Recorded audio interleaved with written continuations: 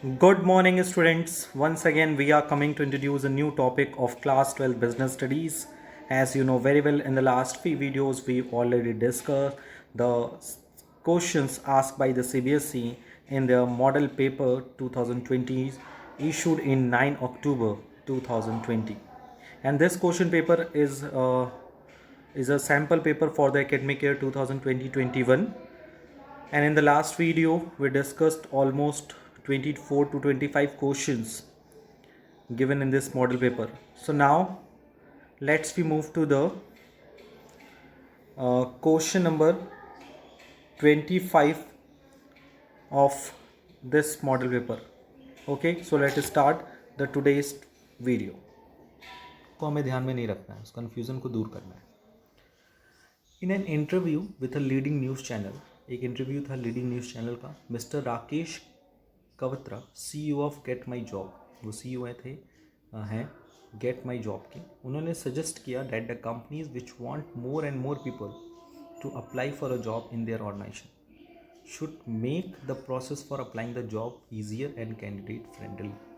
यानी कि जो कंपनी ये चाहती है कि उसके यहाँ ज़्यादा से ज़्यादा लोग जॉब के लिए अप्लाई करें, उस ऑर्गेनाइजेशन को एक ऐसा प्रोसेस बनाना चाहिए ताकि जॉब इजी हो और कैंडिडेट फ्रेंडली बात करें.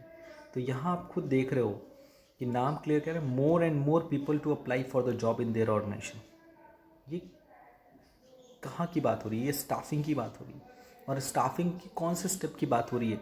ये हो रही है रिक्रूटमेंट की, क्योंकि recruitment is a process in which we induce the people to apply for the job, more and more people to apply for a job. यानी रिक्रूटमेंट एक तरीका है जिसमें हम क्या करते हैं, ज़्यादा से ज़्यादा एम्प्लॉयज़ को या वर्कर्स को या फिर पब्लिक को मोटिवेट करते हैं, इंड्यूस करते हैं कि you will apply for a job, you will apply for a particular job. Okay, और उसमें क्वेश्चन क्या है, name and explain in the next 2 step which follow the step in the process of the function of management. आपको उस 2 step को explain करना है जो स्टेप के बाद आएगा. यानी पहला तो ये हो गया रिक्रूटमेंट, क्लियर हो गया, क्योंकि रिक्रूटमेंट में आएगा. रिक्रूटमेंट के बाद आता है सिलेक्शन. तो पहला, जब हम स्टाफिंग प्रोसेस की बात करते हैं तो सबसे पहले आपको पता ही है, हम लोग सबसे पहले क्या करते हैं, प्रिलिमिनरी स्क्रीनिंग करते हैं, या कह सकते हो जिसको हम लोग बोलते थे, पहले हम लोग अपने ऑर्गेनाइजेशन को देखते हैं कि हमें कितने वर्कफोर्स या वर्कलोड के एनालिसिस हैं. यानी सबसे पहला हमारा क्या होता है, estimating man power requirement. Staffing का सबसे पहला पार्ट होता है कि हमारे बिजनेस में, हमारे ऑर्गेनाइजेशन में कितने मैन पावर की ज़रूरत है. उसके बाद हम ज़्यादा से ज़्यादा पीपल्स को इंड्यूस करते हैं कि they will apply for their job, वो अपने जॉब के लिए अप्लाई करें. अप्लाई करने के बाद दूसरा स्टेप क्या होता है उनका स्टेप होता है सिलेक्शन. और selection is the process of choosing. और सिलेक्शन के बाद आता है नेक्स्ट, सेकंड स्टेप क्या आता है, ट्रेनिंग, प्लेसमेंट एंड ओरिएंटेशन. उसके बाद आता है ट्रेनिंग एंड डेवलपमेंट.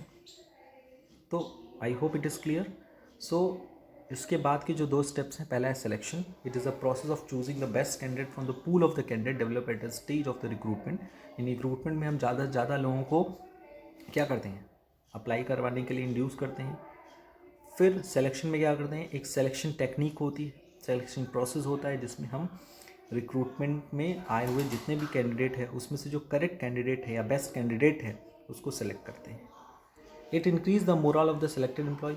इससे क्या होता है, जो सेलेक्टेड एम्प्लॉयज़ हैं वो उनके मोरल इंक्रीज़ होता है और उनको लगता है कि उनको जो जॉब मिली है वो एक प्रॉपर सिस्टम को फॉलो करके मिली है, ताकि बाकी लोगों के मन में भी आता है कि यार मेरे साथ किसी तरह का कोई डिस्क्रिमिनेशन तो नहीं हुआ है.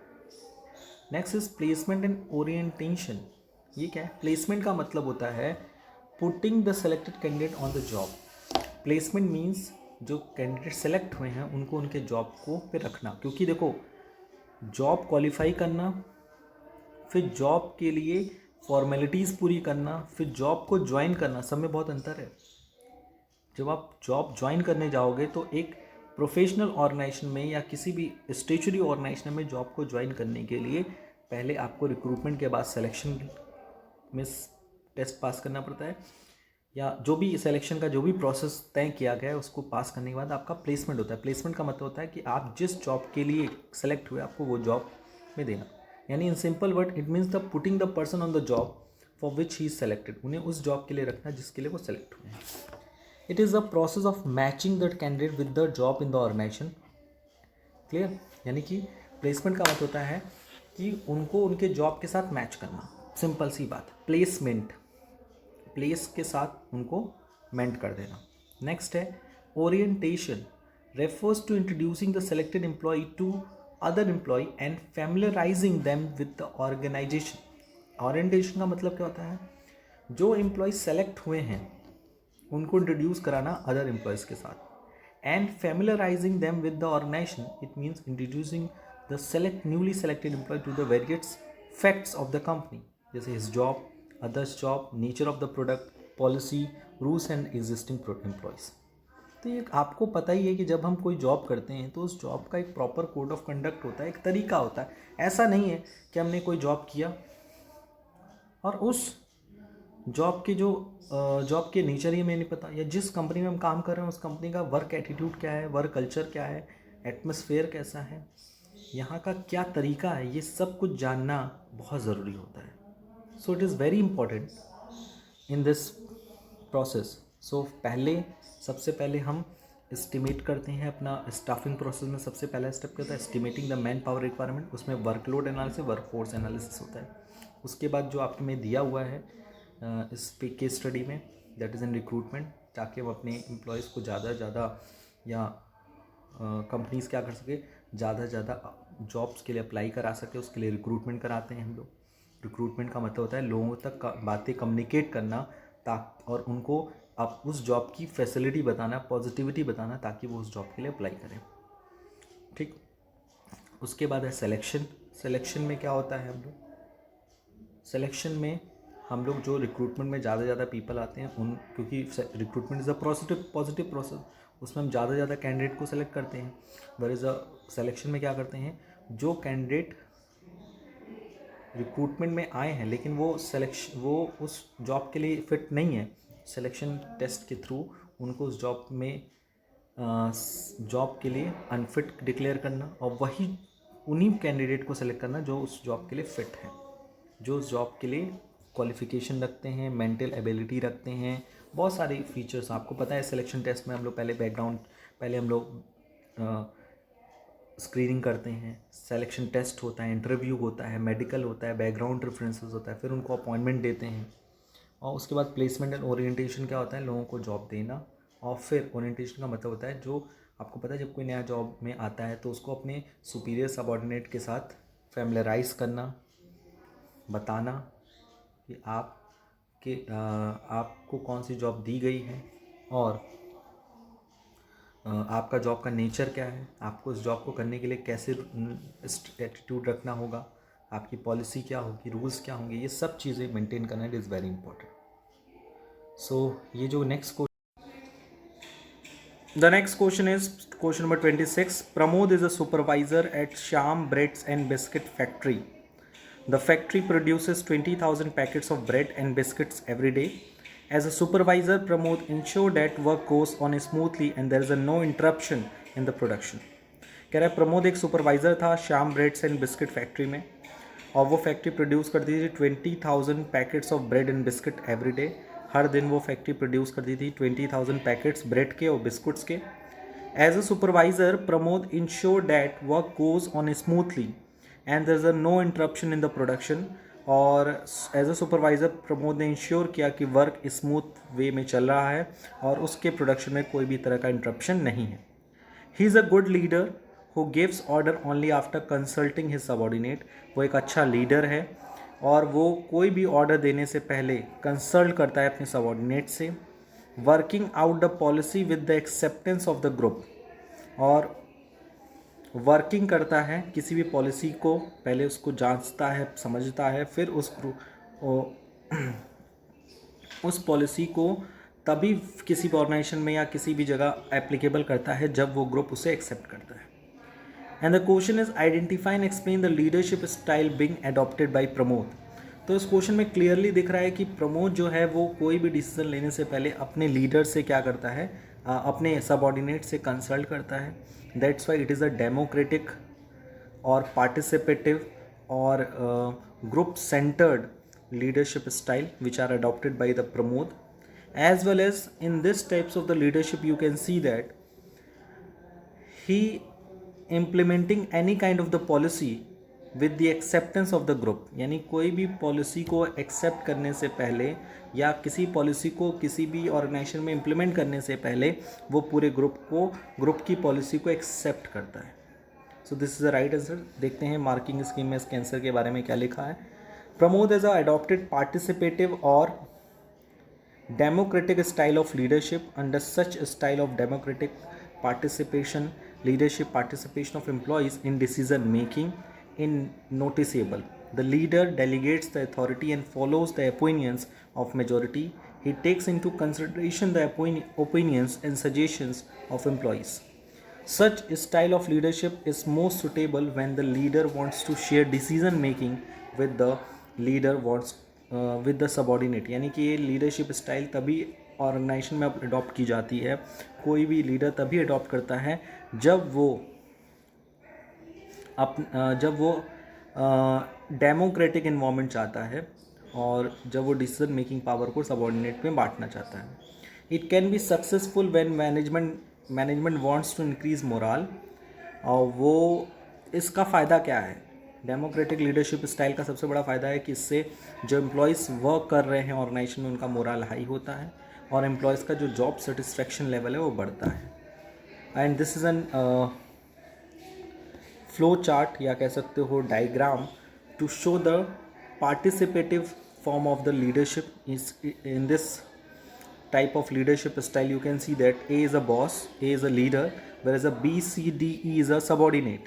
सो ए और बी दोनों जगह से फ्लो हो रहा है. जो एरो है वो ओपनड है, मतलब बी की तरफ भी एरो है और ए की तरफ भी एरो है. इट मीन्स कि ए जो है वो बात को रखता भी है, बात को लेता भी है. इट मीन्स वो कोई भी डिसीजन लेने से पहले कंसल्ट करता है और उनके ओपिनियंस को भी देखता है. आते हैं नेक्स्ट क्वेश्चन पे. Next question is question number 27. इसलिए मैंने इसके आंसर को आपको शो नहीं किया है. Briefly explain the positive and negative aspect of the type of the communication which arises out of the need of the employees to change their views. Identify and explain the element of directing below. यानी पहले question में बोला था कि communication के type को लिखा है ना, briefly explain the positive negative aspect of the type of the communication. जो कम्युनिकेशन के टाइप्स हैं उनके पॉजिटिव एंड नेगेटिव एस्पेक्ट को बताइए और ये बताते हुए बताइए कि वो एम्प्लॉयज़ के लिए नीड के लिए कितने ज़रूरी है.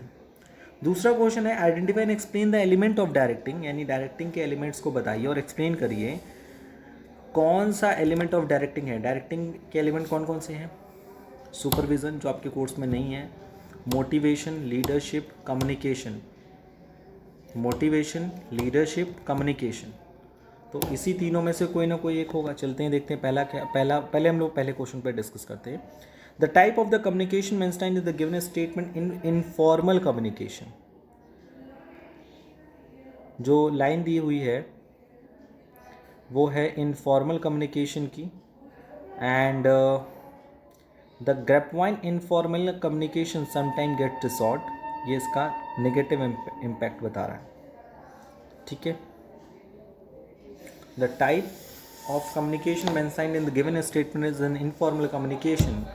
Following are the positive effect of the informal communication के क्या क्या positive impact हैं. पहला है sometimes grapevine informal communication may be helpful as it carries information rapidly and therefore may be useful to the manager at times. Informal communication की सबसे बड़ी और सबसे important बात यह है कि जब भी हम इनफॉर्मल कम्युनिकेशन करते हैं, लोगों के साथ अपनी बातें रखते हैं और पहले तो कोई हेजिटेशन नहीं होती.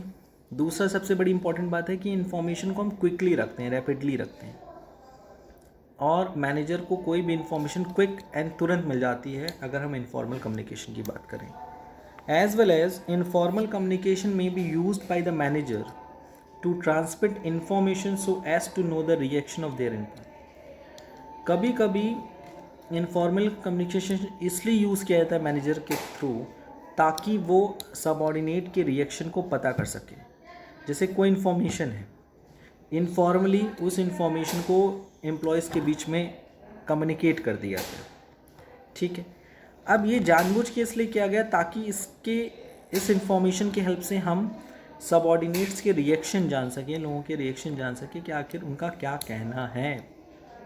So that's why informal communication का पहला तो ये कि ये बहुत तेज़ी से फैलता है, रैपिडली, क्योंकि ये रूमर्स की तरह होता है। और दूसरा, कभी कभी इन मैनेजर्स या मैनेजमेंट जो होते हैं इस तरह की कम्युनिकेशन का हेल्प क्या करते हैं, सबऑर्डिनेट के रिएक्शन को जानने के लिए करते हैं।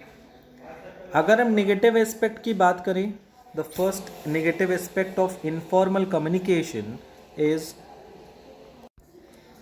इज़ कि कभी कभी जो हमारा इनफॉर्मल कम्युनिकेशन होता है वो डिस्टॉर्टेड हो सकता है। It can give rise to rumours and informal discussion can hamper the work environment of the organisation. और कभी कभी इस तरह की इनफॉर्मल कम्युनिकेशन, इनफॉर्मल डिसीजन जो होते हैं वो रूमर्स क्रिएट करते हैं। रूमर्स मतलब अफवाहें क्रिएट करते हैं और हमारा जो वर्क इन्वायरमेंट है उसको हैम्पर करते हैं, ठीक है। Next will be a B part, that is an, अगर हम और तरह की लिमिटेशंस की बात करें तो it can be very challenging for manager to detect the source of such communication. और सबसे इंपॉर्टेंट बात है कि इनफॉर्मल कम्युनिकेशन कहाँ से रूमर बन गई, कहाँ से ये आ गई, इसके बारे में डिपिक्ट करना, इसके बारे में अंदाज़ा लगाना, it is very challenging for the organisation. So rumours आते हैं, फैलते हैं, लेकिन ये रूमर्स कौन पैदा कर रहा है, कौन फैला रहा है, ये चीज़ें लोगों तक पहुँच नहीं पाती। आते हैं नेक्स्ट, जो नेक्स्ट इसका इंटरनल चॉइस दिया था क्वेश्चन, आपको आइडेंटिफाई करना था एंड एक्सप्लेन करना था डायरेक्टिंग के एलिमेंट्स को। पहला है Aastha manager has the ability to influence others to bring out a change in their behaviour. इसमें लाइन में क्लियरली लिखा है चेंज इन देयर बिहेवियर। इसका मतलब ये है कि आस्था एक मैनेजर है जिसके पास एक एबिलिटी है कि वो दूसरों को इन्फ्लुएंस कर सकती है और उसके बिहेवियर में चेंज ला सकती है। तो क्या ये मोटिवेशन का काम कर रहे हैं? क्या हम उनको कोई incentive, financial and non financial incentive दे रहे हैं? नहीं। क्या हम उनको लीड कर रहे हैं, कम्युनिकेट कर रहे हैं? कम्युनिकेट तो नहीं कर रहे हैं, तो लीड कर रहे हैं ना। लीडर की सबसे बड़ी इंपॉर्टेंस क्या होती है कि वो अपने बिहेवियर से लोगों को क्या करता है, इन्फ्लुएंस करता है और लोगों के बिहेवियर में चेंज लाने की कोशिश करता है।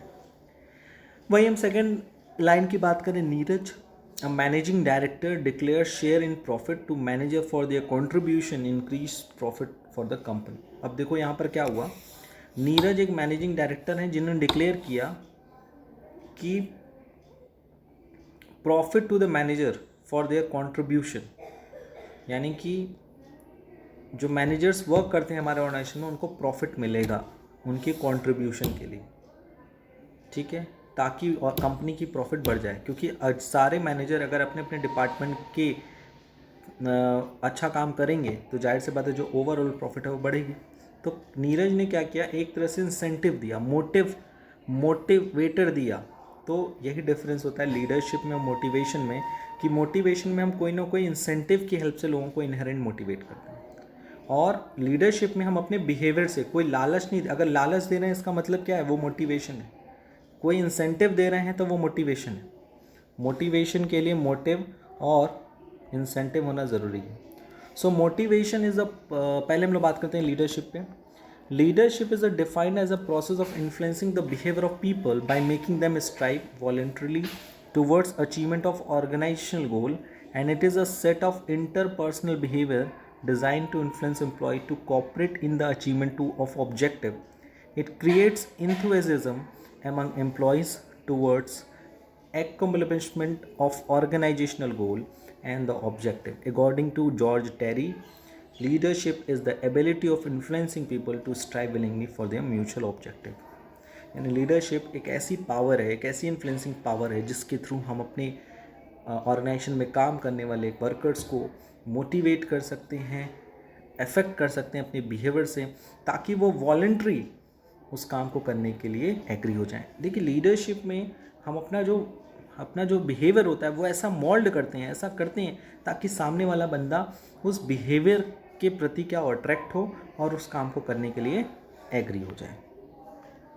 Okay, now the second explanation of motivation, that is an motivation is a process of stimulating people to action in order to accomplish the desired goal, and it can be designed as a set of the forces inspiring the person at work to intensify his efforts and achieve certain objectives. According to Kuntz and O'Donnell, to motivate is to induce the people to act in a desired manner.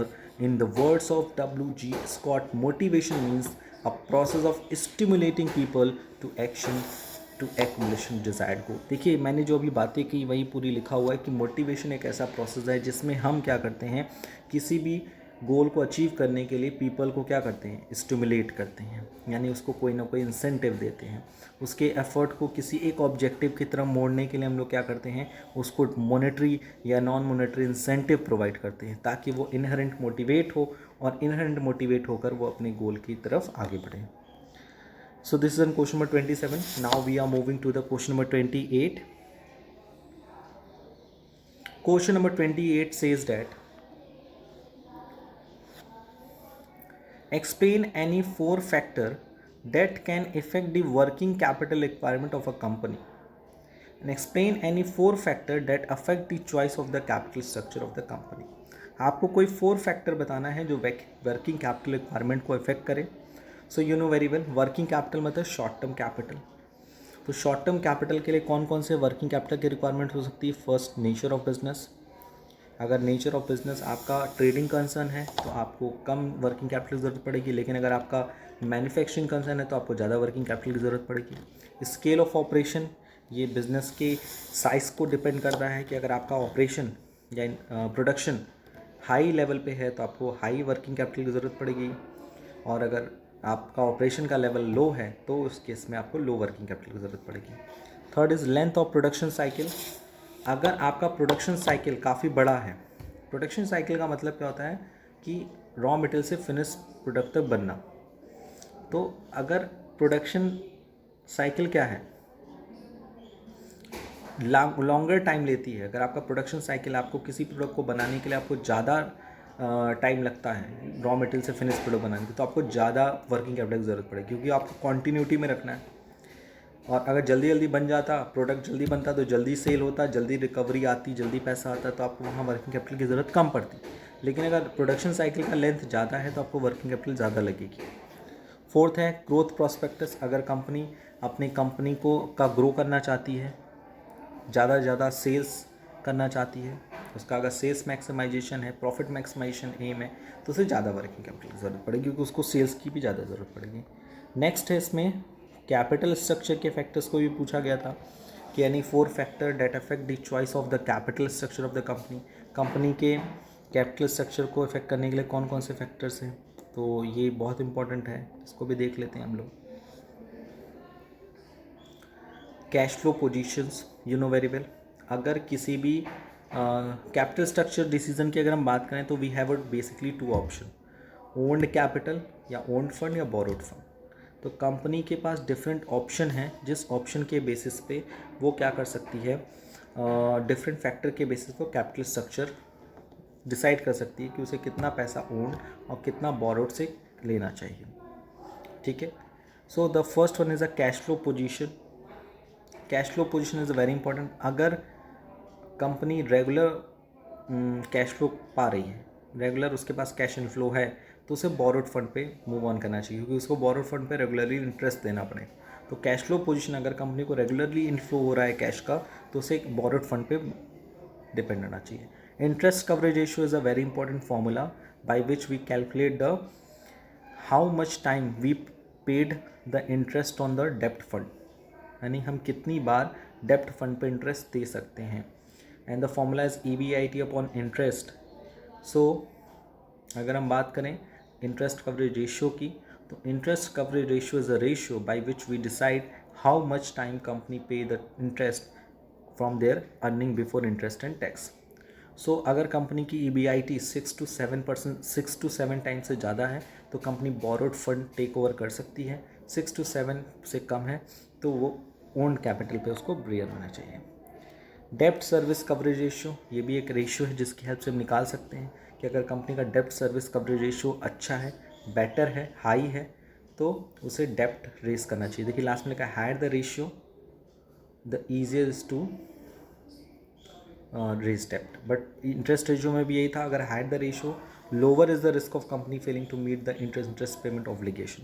ICR ये बताता है कि आपका ये ratio जितना ज़्यादा रहेगा इसका मतलब आप उतना ही सेफ हैं, कंपनी उतना ही अच्छे कंडीशन में है कि वो अपने डिवेंचर होल्डर्स को इंटरेस्ट दे सकती है। डेब्ट सर्विस कवरेज रेशियो में क्या है कि अगर ये रेशियो ज़्यादा है तो कंपनी ईजी से डेब्ट रेस कर सकती है। और आरओआई ये एक ऐसा ट्रीटमेंट है जिसके थ्रू कंपनी क्या कर सकती है, अगर किसी कंपनी का आरओआई ज़्यादा है तो company trading on equity use कर सकती है, यानी वो डेब्ट रिक्वायर कर सकती है। यानी बेसिकली जो 4 फैक्टर बहुत इंपॉर्टेंट है, cash flow, regularly cash flow है तो borrowed fund. Interest coverage ratio में अगर interest coverage ratio 6 to 7 times से ज़्यादा है तो कंपनी को बोरोड फंड की तरफ मूव ऑन करना चाहिए और उसे बोरो फंड लेना चाहिए, क्योंकि ये कहता है कि इस पर आपका जो आईसीआर अगर ज़्यादा है इसका मतलब आप रेगुलरली इंटरेस्ट देने की कैपेसिटी रखते हैं। डेब्ट सर्विस कवरेज रेशियो अगर ये रेशियो ज़्यादा होता है तो आप डेब्ट ले सकते हैं। आरओआई अगर कंपनी का रिटर्न ऑन इन्वेस्टमेंट ज़्यादा है तो कंपनी ट्रेडिंग ऑन इक्विटी कर सकती है। ट्रेडिंग ऑन इक्विटी का मतलब क्या होता है, कैपिटल स्ट्रक्चर का ऐसा प्रोपोर्शन जिसमें डेप्ट का प्रोपोर्शन ज़्यादा, इक्विटी का कम हो, तो कंपनी अपने डेप्ट फंड को बढ़ा सकती है, इक्विटी फंड को कम कर सकती है और इससे उसका ईपीएस इंक्रीज होता है। ईपीएस मतलब earning per share. Now let's we move to the next question that is in 29। Dheeraj, ये बहुत ही इंटरेस्टिंग क्वेश्चन है। Dheeraj wants to start a business of selling N95 mask after the outbreak of the global pandemic of COVID-19 due to the uncertain market condition. He wants to make a low investment in fix capital. Suggest how the decision related to the choice of technique and financial alternative can help the Dheeraj in ensuring the low investment in fixed capital requirement। लिखा है low investment in fixed capital requirement, यानी धीरज को लो investment model चाहिए, यानी धीरज ये चाहता है कि उसे कम से कम पैसा इन्वेस्ट करना पड़े फिक्स कैपिटल में। तो आपको ये बताना है कि चॉइस ऑफ टेक्निक और फाइनेंशियल अल्टरनेटिव, इन दोनों में उसे क्या डिसाइड करना चाहिए। तो देखो पहले से क्वेश्चन में क्लियरली लिखा है कि उसे लो इन्वेस्टमेंट मॉडल चाहिए। लो इन्वेस्टमेंट मतलब फिक्स कैपिटल उसे कम से कम लेना है, उसे वर्किंग कैपिटल पे ज़्यादा डिपेंडेंट है। इसका मतलब है चॉइस ऑफ टेक्निक मतलब टेक्निक्स के दो, जब भी हम कोई बिजनेस करते हैं 2 टेक्निक अडॉप्ट करते हैं, या तो लेबर इंटेंसिव या कैपिटल इंटेंसिव। तो अगर कंपनी कैपिटल इंटेंसिव लेना चाहती है तो सिचुएशन में उसे ज़्यादा से ज़्यादा फिक्स कैपिटल बोरो करना पड़ेगा, लेना पड़ेगा। तो इस सिचुएशन में techniques of choice of technique का आंसर होगा, इस पर 2 मार्क्स मिल जाएंगे आपको, that is an labour intensive. यानी कि हम सजेस्ट ये करेंगे धीरज को कि Dheeraj choose the labour intensive method over the capital intensive method. In this situation Dheeraj do not take any kind of the fix capital requirement. Second is financing alternative. You know very well, हमारे market में किसी भी काम को करने के alternative available हैं, या तो हम एसेट्स खरीद लेते हैं या तो उसको लीज पे या रेंट पे ले लेते हैं। तो उसको फिक्स कैपिटल कम से कम इन्वेस्ट करना है, उसे कम से कम इन्वेस्ट करना है किसमें, फिक्स कैपिटल में। तो इस सिचुएशन में अगर हम लोग बात करें तो धीरज को लीज पे लेना चाहिए एसेट्स को, इन्वेस्टमेंट जो उसे करना चाहिए उसे लीज प्रॉपर्टी पे ज़्यादा करना चाहिए, रेंटल प्रॉपर्टी पे ज़्यादा करना चाहिए, ना कि उस प्रॉपर्टी को ख़रीदने में करना चाहिए। तो ये कुछ चीज़ें हैं जो सबसे इम्पॉर्टेंट हैं हमारे इस क्वेश्चन में। जैसे देख लो आप लोग खुद ही इसके आंसर में लिखा हुआ है। चॉइस ऑफ टेक्निक में as Dheeraj wishes to stick a low investment model, it is highly recommended that he should opt for labor intensive approach to manufacture N95 mask. Opting for capital intensive technique to production would be very expensive and highly risky, and labor intensive approach to production would require less investment in fixed assets, which will further reduce the fixed capital requirement of Dheeraj.